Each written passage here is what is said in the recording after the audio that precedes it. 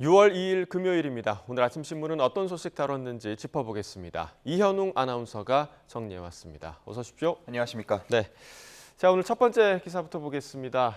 자, 동아일보 기사인데요. 북한 발사체 관련 기사인가 봐요. 어제 조선중앙통신 통해서 실패 장면을 이례적으로 공개하기도 했는데 지금 보니까 왼쪽에 있는 게 2016년에 쐈던 광명성호로 보이고 천리마 일형과 지금 비교를 한 기사인가 봐요. 그렇습니다. 네. 지금 확대가 되고 있는데 좌측에 나온 게 말씀하신 대로 광명성호, 우측이 천리마 일형입니다.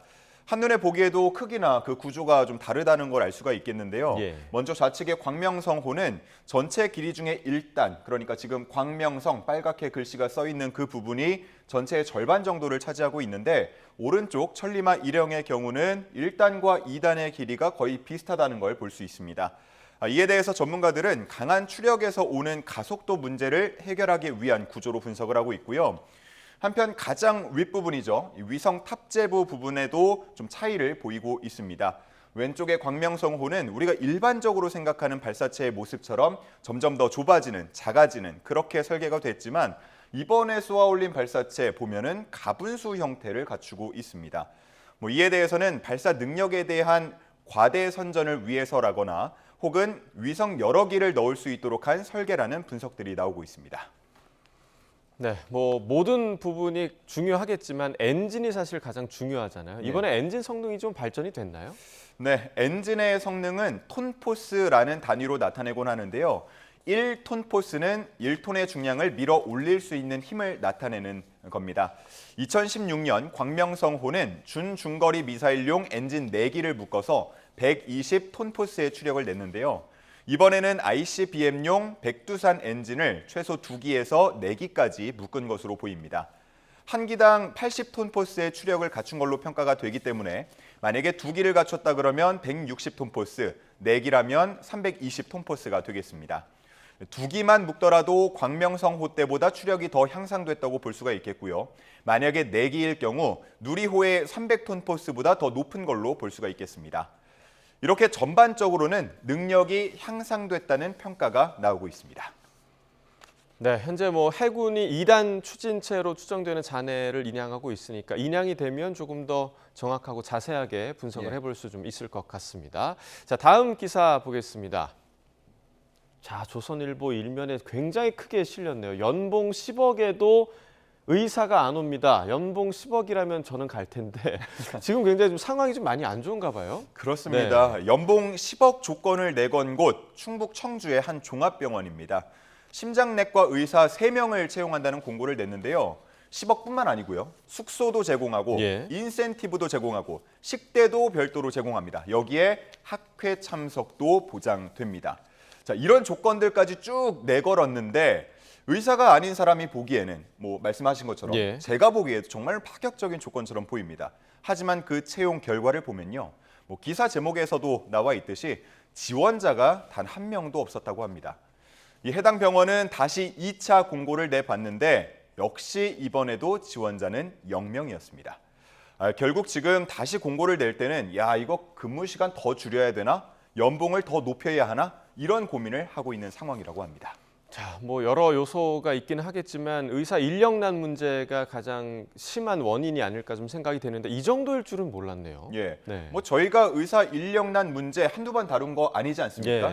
그동안 계속해서 이런 이야기가 불거질 때 의료계에서는 수가 인상이 해답이란 얘기를 줄곧 해왔습니다.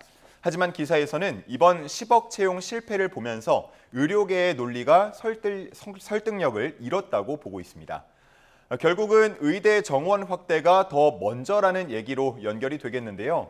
18년째 제자리인 의대 정원의 결과 우리나라는 인구 1000명당 의사 수가 2.1명 수준으로 OECD 회원국 기준 최하위권에 머무르고 있습니다. 이런 상황에 당장 의료난을 해결하기 위해서 의사 업무 부담을 덜 수 있는 PA 간호사를 합법화하자거나 외국인 의사를 국내로 영입해야 한다는 주장까지 나오고 있습니다. 자, 방금 말씀해 주신 수치 중에 이제 인구 1000명당 의사 수가 2.1명이다. 이 수치만 보더라도 정말 의사 수가 턱없이 부족하다라는 걸 알 수가 있는데 정말 국민들의 건강을 위한 그런 해결책이 좀 도출돼야 할 것 같습니다. 자, 다음 기사 보겠습니다. 자, 동아일보 기사죠. 자, 추석에 황금 연휴 유럽 여행 예약률이 90%가 넘는다.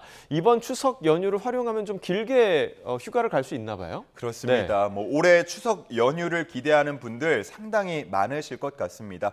원래 한 해가 시작될 때 달력 쭉 펼쳐보고 보지 먼저 않습니까? 하죠. 네. 그때 아마 이 9월, 10월만을 기다렸던 분들 많으실 텐데 추석 연휴에다가 개천절 또 한글날까지 좀 가까이 붙어 있어서 연차만 잘 활용한다면 최장 17일까지의 연휴도 가능합니다. 네.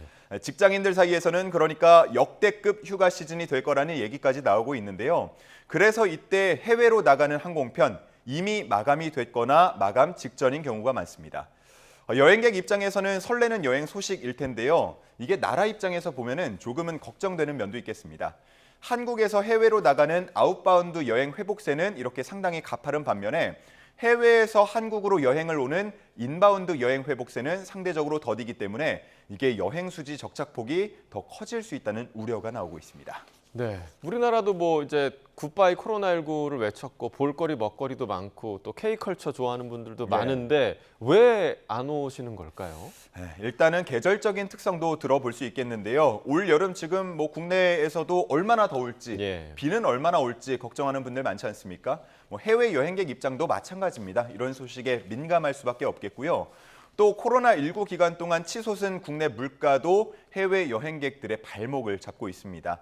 여행사 관계자의 얘기가 실려 있었는데요. 과거에는 일본 여행보다 한국 여행이 경비 측면에서 메리트가 있었는데 이제는 그 차이가 크게 줄면서 이 돈이면 차라리 일본을 가겠다라는 해외 여행객들이 많다고 합니다. 네, 사실 뭐 우리도 국내 여행 비용이 좀 많이 증가를 하면서 국내 여행 갈 바에는 그냥 차라리 가까운 해외여행 가자 이런 생각하잖아요. 아마 해외 여행객들도 비슷한 생각을 하지 않았을까 하는 생각이 좀 드네요. 자, 다음도 기사 보겠습니다. 다음도 여행과 관련된 기사인데 이번에 이제 괌에 태풍 마와르가 강타하면서 여러 피해가 발생을 했는데 미리 예약했던 사람들도 취소가 좀 가능해졌나 봐요. 네, 이번 사태 이후에 항공사와 여행사의 취소나 변경 문의가 잇따르고 있다고 합니다. 뭐 태풍은 어느 정도 괌을 다 지나갔지만 공항은 물론 현지 호텔이나 쇼핑센터 등 기반 시설들이 피해를 입으면서 정상적인 여행은 불가하다고 하는데요. 이를 천재지변으로 보고 대부분의 업체들은 환불이나 변경에 대한 수수료를 받지 않는다고 공지하고 있습니다. 네. 자, 뭐 1년에 한두 번 가는 여행이다 보니까 설레는 마음으로 준비하고 또 기쁜 마음으로 다녀와야 하는데 그래도 좀 다행이라는 생각이 듭니다. 하지만 좀 업체마다 세부 내용은 좀 다를 수 있는 거죠? 네, 물론입니다. 각 항공사나 여행사 또 호텔 등마다 취소 수수료 정책은 다를 수가 있기 때문에 꼼꼼히 확인하셔야겠습니다. 대부분 괌으로 가는 기존의 모든 예약에 대해 무료 취소 또 변경을 해주는 건 아니고요. 6월까지, 보통은 6월 내에 예약을 대상으로 하는 경우가 많습니다.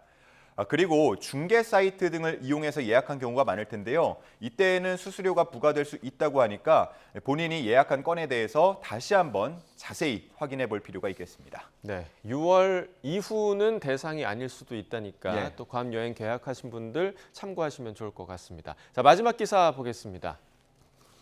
자, 5월 강수량 집계가 나왔는데 역대 세 번째로 많이 내렸다고요? 그렇습니다. 지난달 전국 평균 누적 강수량이 193.4mm로 나왔습니다. 1974년과 1997년에 이어서 세 번째로 많은 양이었는데요. 올 여름은 엘니뇨가 발생할 걸로 예측되면서 예년보다 많은 비가 내릴 거라는 전망들이 우세한데 그래서 올 여름 폭우에 대한 예고편이 아니었겠냐는 얘기도 나오고 있습니다. 네, 자 5월에 내린 비로 남부지방이 가뭄에서 벗어났다 이런 소식도 들려왔는데 또 비가 너무 많이 오다 보면 또 큰 피해가 발생할 수 있잖아요. 그렇습니다. 다음 또 면 보면서 설명을 다시 드리겠습니다. 행안부가 장마철을 앞두고 재해 위험이 있는 곳의 안전 실태를 표본 점검해 봤습니다. 총 87곳의 현장 점검을 진행했는데요. 안전 미흡 사례 222건이 확인됐다고 합니다. 낙석 방지 시설이 파손이 됐거나 배수로가 제 역할을 하지 못하는 경우 등이 발견된 건데요. 작년 여름 폭우로 인해서 우리가 정말 큰 아픔을 겪은 기억이 있습니다. 이 같은 일이 반복되지 않도록 배수로 정비 꼼꼼히 해야겠고요. 또 안전시설 보수와 보강에도 신경 써야겠습니다. 네, 뭐 인간이 예상할 수 없는 게 바로 이 자연재해이긴 하지만 준비한 만큼 피해는 최소화할 수 있으니까 이 여름 장마철 앞두고 철저히 좀 준비를 해야겠습니다. 굿모닝 브리핑 이현웅 아나운서와 함께했습니다. 고맙습니다. 감사합니다.